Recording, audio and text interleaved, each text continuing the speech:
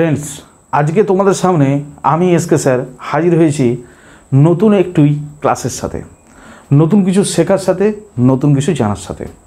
তো বুঝতেই পারছো পেছনে দেখে আজকের ক্লাসের মূল আকর্ষণ কি, এবং আজকে একটা নতুন টপিক আমরা সুন্দরভাবে জানতে চলেছি এবং ডিটেলসে সেটা পড়তে চলেছি। তো আজকে আমরা যেটা দেখব ইতিহাস বা হিস্ট্রির একটা কন্ট্রোভার্সিয়াল টপিক, এবং এই কন্ট্রোভার্সিয়াল টপিকের উপরে যথাযথ জ্ঞান কিন্তু আমরা পাই না। তো আজকে আমি এসকে স্যার চেষ্টা করব তোমাদেরকে সেই যথাযথ জ্ঞান দিয়ে জ্ঞানে সমৃদ্ধশালী করে তোলার।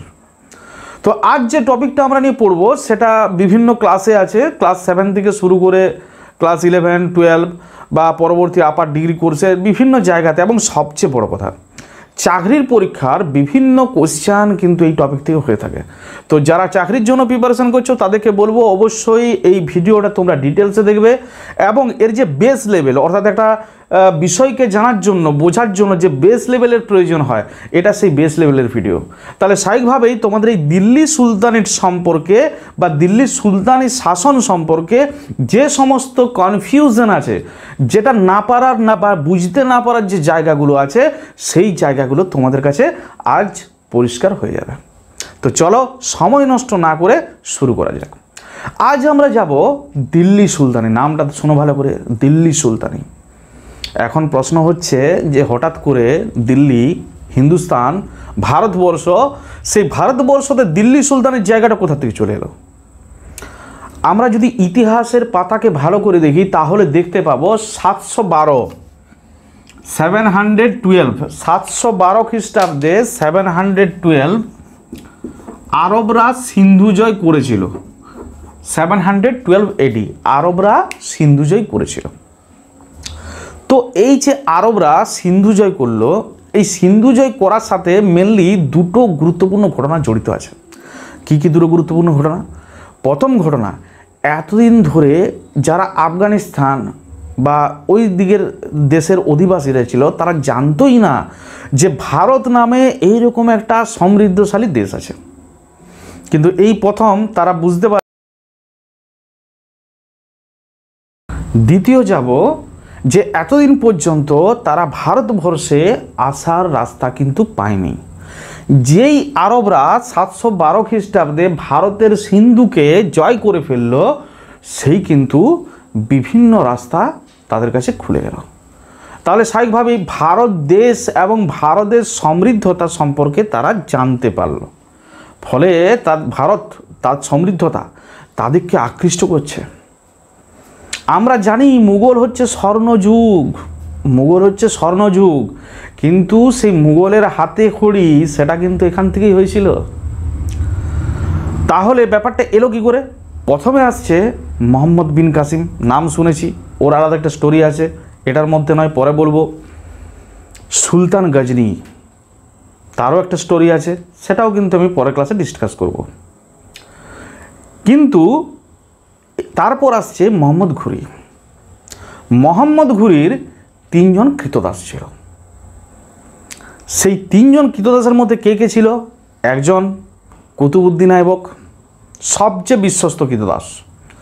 2 নম্বর ইলতুৎমিশ, এবং 3 নম্বর ইখতিয়ারউদ্দিন মোহাম্মদ বিন বখতিয়ার খলজি। ইতিহাসের পাতায় সবচেয়ে বড় নাম ইখতিয়ারউদ্দিন মোহাম্মদ বিন বখতিয়ার খলজি।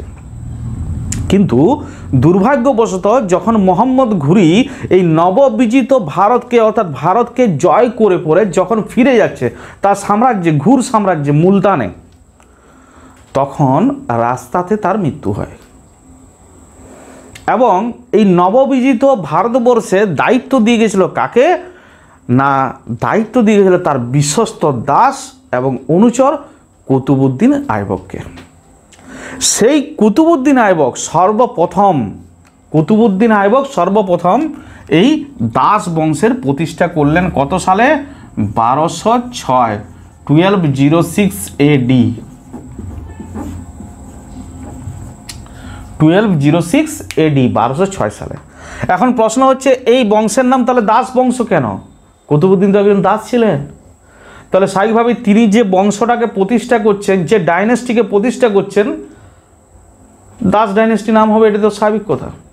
এছাড়াও মোহাম্মদ ঘুরির প্রতি তার একটা কৃতজ্ঞতা বোধের ব্যাপার আছে।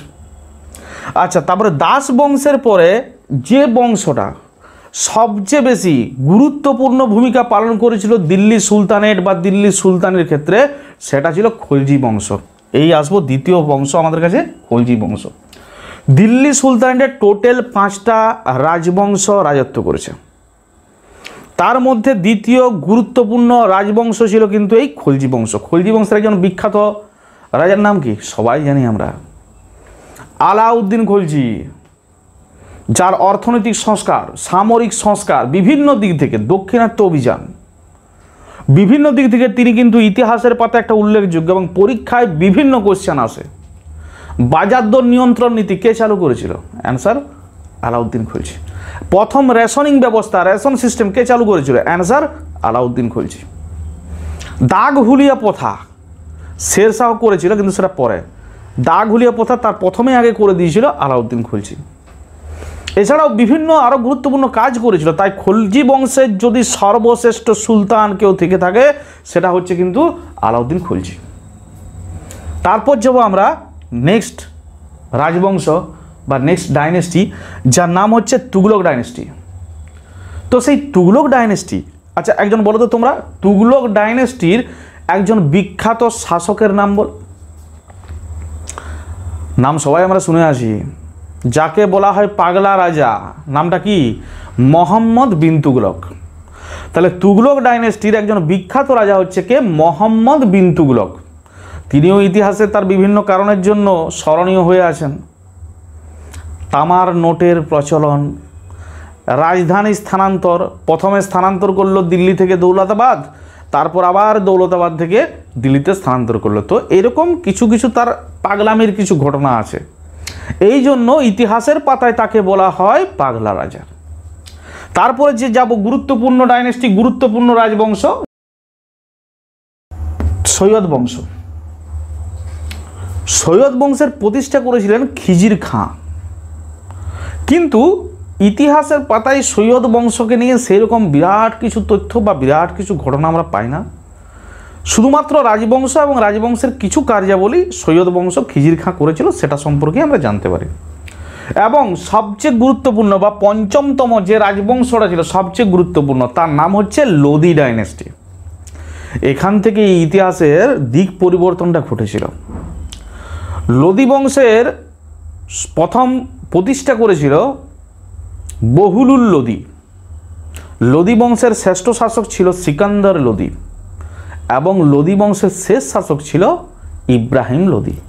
এই ইব্রাহিম লোদির সাথেই বাবরের যুদ্ধ হয় এবং যুদ্ধে ইব্রাহিম লোদি পরাজিত হয় এবং তারপর ভারতবর্ষে বাবর মুঘল সাম্রাজ্যের প্রতিষ্ঠা করে এবং তারপর থেকে মুঘল স্বর্ণযুগ বা মুঘল রাজত্ব শুরু হয়।